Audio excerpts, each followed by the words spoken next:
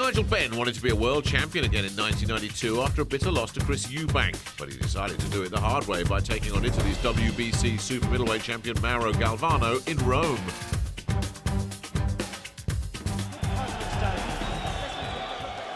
Nigel's got to reach with his punches here. He's got to reach with them. He's got to work his jab too.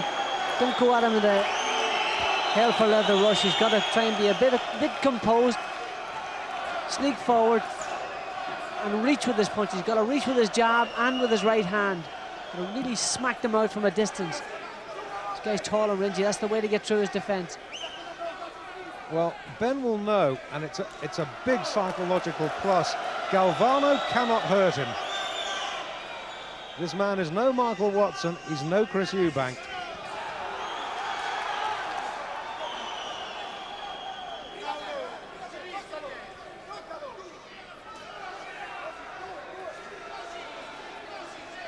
He's given lots of upper body movement. That's the right thing. Reaching with his own jab, that's what he's got to do too. He's following him round in a circle. He should be cutting the ring down. But again, you see what Galvano does when he gets on the inside, Dave. He locks his hand around his neck and just forces him down. Look, holding him down. He'll continue to do that all night long. That's good slipping from Ben.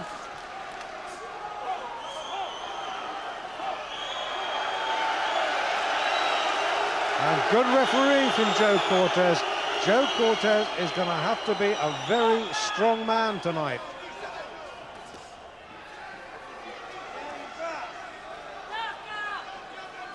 Ben looks as though Ben fancies this. Well, he's very determined. He's making Galvano run and use his legs and move around the ring. And that's what he's got to do. And he's making him miss. When Galvano's throwing, he's slipping underneath him so far. Pressing on, keep on top of him. He's got to lengthen those right hands. They're too short, those hooks. He's got to reach with them to his head. Jabbing to the body isn't a bad tactic either. Watch what Galvano does again. Lean on top of him as he gets on the inside.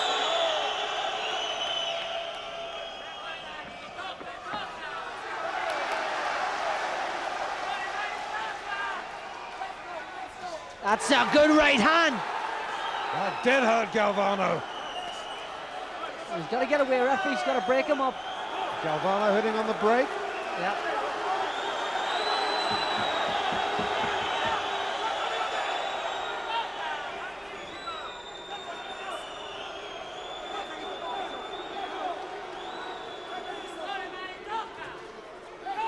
Last 10.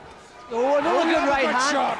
That's good. That really hurt the champion. Those lengthy right hands, Dave, they're the ones that are making the mark. Those are connecting. Two good right hands in this round. He's hurt the champion. You've got to give that round to Ben. Good positive start for him. Well, I tell you, Galvano has never been in with a puncher as fearsome as this man, Nigel Benn. And the old adage of Joe Louis, you can run but you can't hide. Oh, a good right hand again from Ben. Beautiful right hand. That's the one that's making this mark. Great right hand there. Beautiful shot there. Just slipped under the left jab and popped the right hand on its own.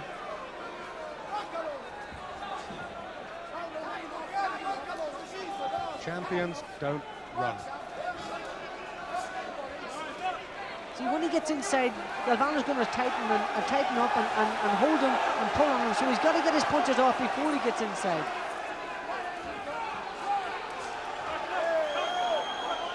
He's all elbows and long arms, Galvano, and he's going to try and frustrate Ben. Ben's got to get his shots off quicker. He's got to be off first.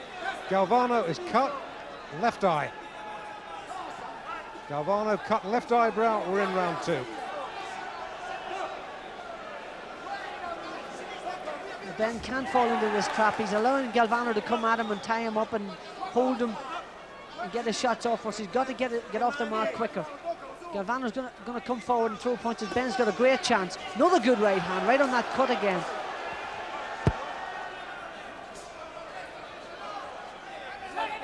And that cut does not look good. This is all good stuff from Nigel Benn of Great Britain in a foreign ring and doing superbly so far. It's that right hand every time, body and head.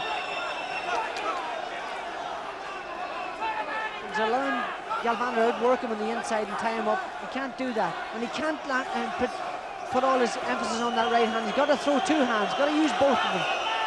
His left hook is dynamite too, but he's got to get it off. Well, Ben, one of those rarities who can knock you stiff with either hand. And let us just emphasise, he has to stop his man to win. There's a smile, or is it a snarl, on his face as he comes into the attack again. Yeah, he stopped jabbing in this round. Ben's got to get back on and work that jab again. If Galvano comes at him and he jabs, he can reach with that right hand afterwards and that short left hook. He's got to hold his composure now. In my opinion, he's had the best of the first two rounds, and he's certainly hurt and cut the champion, so he's got to keep it together. So that left hook's got to come in too, Nigel.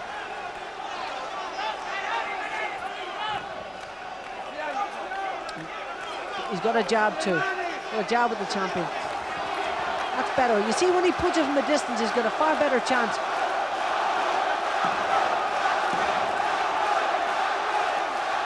The champion's holding on the inside. He's already hit on the break a number of times. The referee hasn't pulled him up for it yet. Less emphatically than the first, but I still give the second to Nigel Benn. What do you at home think? What do you think, Barry? Yeah, well, that was a fairly even round. Although the champion was cut and Ben did land a few good right hands, he still came forward quite a lot. And he landed a few punches, and he did ruffle up Ben a bit.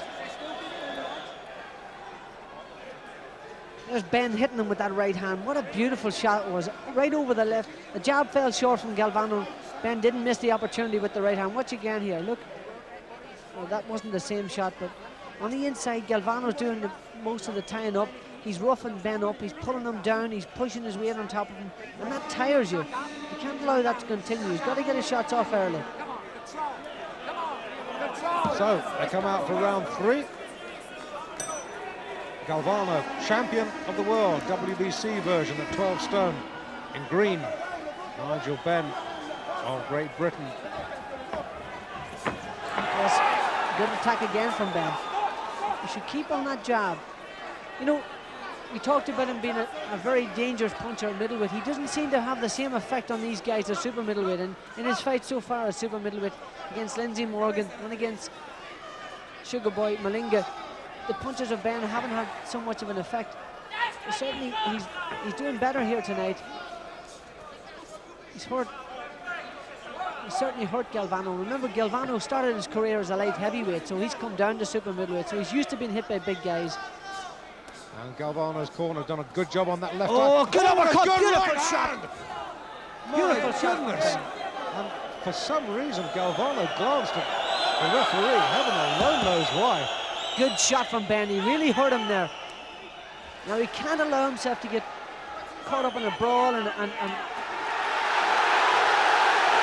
I did say those ropes are too slack. He's not hurt here. No knockdown. No knockdown. That was a push. And Cortez should have words with Galvano. Now Ben's got to keep his cool. That is 6 times he's hit on the break. But Ben's the one that's doing the hurting. If Galvano wants to fight him, just let him come ahead. He's going to walk on the shots. Ben just got to keep it together now. Hold it together.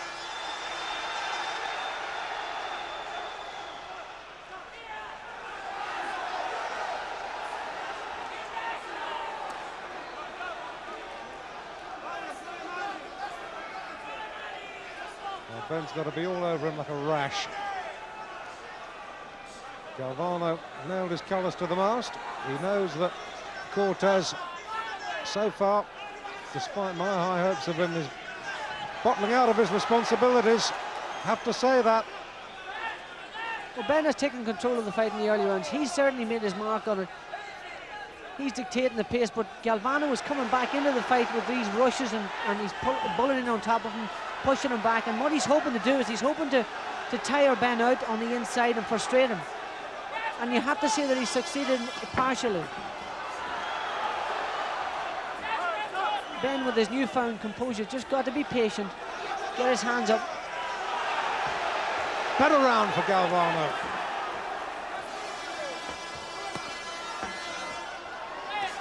Oh, what a good right uppercut. Well, he can take a shot, Galvano. Last 10.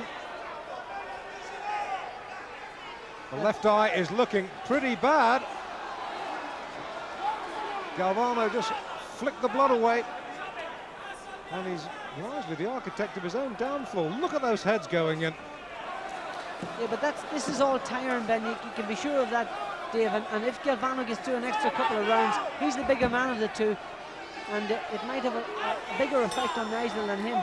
But again, some good clean punches come through from Nigel Benn. In particular, a beautiful right uppercut early on in the round, and Galvano's legs went completely.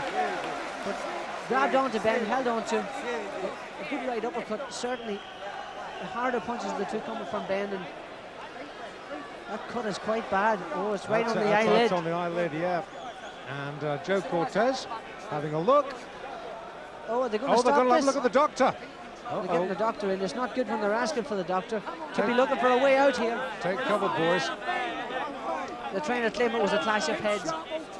How can they possibly do that? Well, I don't mind admitting I'm biased. I want Nigel Benn to win. I'm a British commentator, and I like seeing British fighters win world titles. It's looking fairly ominous in the corner here. What's happening over there? Well, they'll try some chicanery. The bell has gone. I'm not going to let him out for the next round, Dave. The fight's over. That's no. Ben's won. But has he? Are they going to say it's a clash of heads? No, I think Ben's got it. Galvano looks desolate. Ben is a champion. That was 1992 when real-life gladiator Nigel Benn went into the Lion's Den and came out a world champion with his controversial fourth-round win over Italian Mauro Galvano. Benn won a dull rematch 5 months later.